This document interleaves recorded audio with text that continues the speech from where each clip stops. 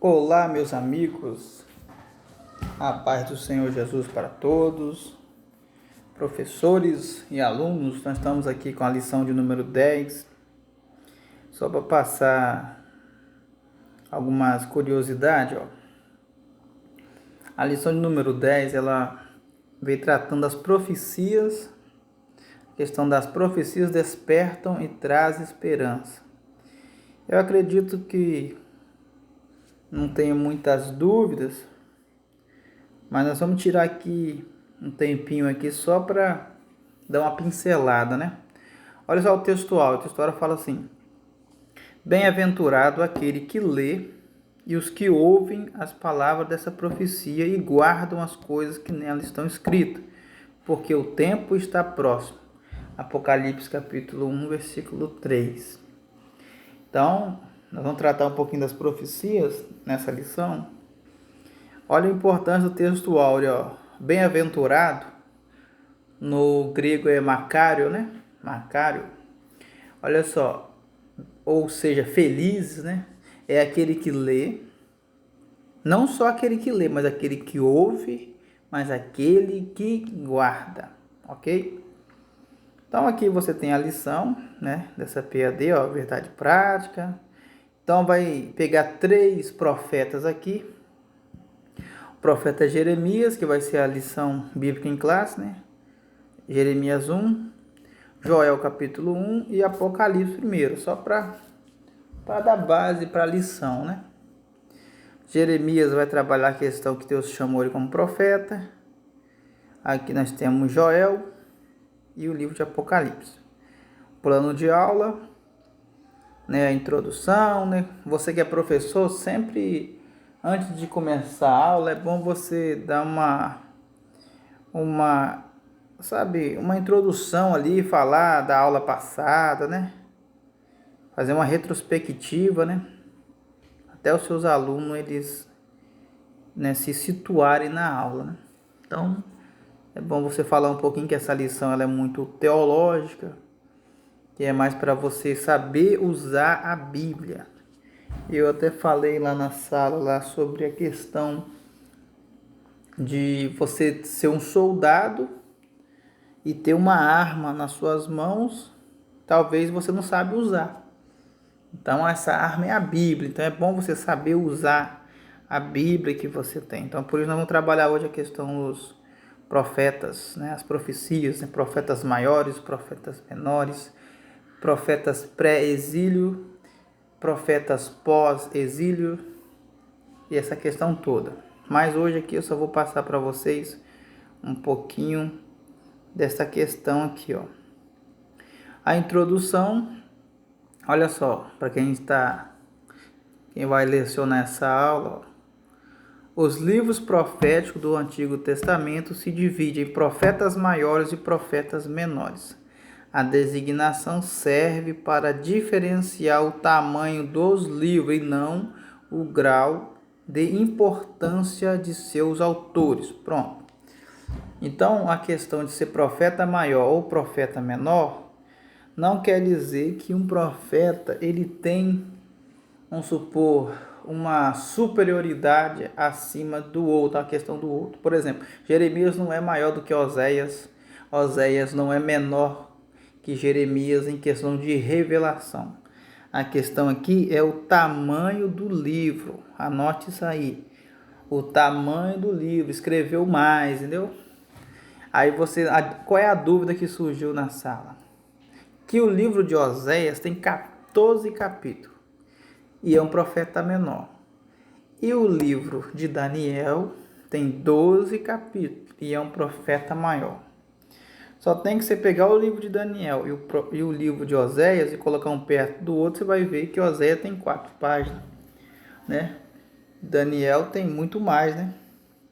Então, a questão de capítulos não é regra para designar se é um profeta maior ou um profeta menor. A questão é a quantidade de material que escreveu. Aí você tem os profetas maiores aqui, né? Que são Isaías, Jeremias, né? Ezequiel, Daniel, são os, né? E você tem os demais que os menores, que são 12, né? Oséias, Malaquias, tudo mais. Agora, olha só. Nós vamos para o ponto 1. Profetas maiores. Aqui, ó, a palavra grega para questão de profeta é profetes. Significa proclamador e intérprete da revelação. Só para deixar claro aqui, no tempo de Israel, você tinha o sacerdote, uma classe, né, sacerdotal que tinha que ter uma linhagem, né, vamos supor assim, a linhagem sanguínea, né, você tinha que ser descendente de Arão. Aí você tem Arão e os filhos de Arão são sacerdotes, né? Não são a questão, os levitas, não é questão de levita ser sacerdote. Levita são os descendentes de Levi, mas sacerdotes são descendentes de Arão. Porque Levi teve um filho lá chamado Arão, Arão teve Arão, Coate e Libine, né? Então, de Coate ali você vai pegar os descendentes, né, ali dos sacerdotes, né? Lá de Arão são os coatitas. Mas isso é a matéria para outra aula. Então, o sacerdote, a função do sacerdote é pegar a questão do povo e trazer para Deus. E a questão do profeta é pegar uma questão de Deus, a questão da resposta de Deus para o povo. Então, o sacerdote leva as causas a Deus e o profeta, ele é a resposta de Deus. E não precisa ter essa questão de linhagem, né? Deus, ele pode chamar um camarada para ser profeta de trás dos rebanhos, foi o que ele fez com Amós. Amós não era profeta, ele vai dizer assim, eu não era profeta nem filho de profeta, mas o Senhor escolheu ele. Então, a questão do profeta é Deus quem escolhe. Aí aqui você tem um profeta chamado Jeremias, que é profeta, né? Que ele profetizou antes do cativeiro e durante o cativeiro, né? Ali você vai ver Jeremias profetizando. Isaías e Jeremias, tá aqui, ó. Eles profetizaram no reino de Judá. Então isso é bom você entender que Judá, ele vai ser destruído depois de Israel. Israel cai em 722, Judá cai em 604. Israel, ele é cativo pela Síria, né? E já Judá é cativo por Babilônia. Deus deu aí um tempo para Judá se arrepender, mas Judá não se arrependeu. Então aqui você tem os profetas Ezequiel e Daniel. Eles profetizaram na Babilônia, né? Profetizaram na Babilônia, que são... Daniel está lá no tempo de Dário, né? E Ezequiel está lá perto do rio Quebar, profetizando para o pessoal cativo. Então aqui, ó, os profetas Ezequiel e Daniel. Ezequiel, é bom você saber que Ezequiel ele é profeta, mas ele era por linhagem sacerdote, né? Só que Deus quis usar ele como profeta. Então você tá vendo aqui. Agora, esse ponto agora que nós vamos estudar, os profetas menores. Vocês já estudaram os profetas menores? Nós vamos estudar de novo, ó. Profeta menor do Reino do Norte. Você tem Amós, Oséias, né? Esses camaradas, ó, eu vou traçar aqui um paralelo aqui entre Amós e Oséias. Amós, por exemplo, ele profetiza contra a corrupção, contra a injustiça. Então você vê um profeta preocupado com a questão, como é que se fala? Mais uma questão urbana, uma questão social, porque o profeta ele tem que ter fome e sede de justiça. Então ele tá envolvido nas questões sociais, ele tá proclamando contra a injustiça social, ele está falando sobre a questão, né, dos pobres ser, né, oprimido pelos ricos. Já Oséias, ele já está profetizando para uma área, ele está focado mais numa área espiritual, da idolatria. Então você que é profeta, você que às vezes tem um ministério profético, tem que saber que o profeta ele só não trabalha na área espiritual, ele também trabalha na área social. O profeta não pode se calar. Ele deve proclamar a justiça em todos os momentos. É o caso de Miqueias também, né? Miqueias, ele profetiza na sociedade mais, né, pobre, enquanto Isaías está lá no palácio. Ele é contemporâneo, né? Miqueias e Isaías. Então você tem aqui os profetas do Reino do Norte e os aqui, ó, você vai ter os profetas pré-exílio, antes, né, do cativeiro. Você tem Joel, que pregou arrependimento, né? Você tem Miqueias, que eu falei. Você tem Abacuque e tudo mais, um monte de profeta aqui. Por exemplo, Abacuque, ele fica dizendo, ele fala que estava acontecendo tanta injustiça e Deus não estava vendo nada. Isso no capítulo 1, até o versículo 4, ele está se queixando. Mas no versículo 5, Deus dá uma resposta para ele falando que está trazendo Babilônia, né? Para destruir aquela nação. E aí você tem os profetas pós-exílio, que é Ageu, né? O profeta Ageu é depois do exílio.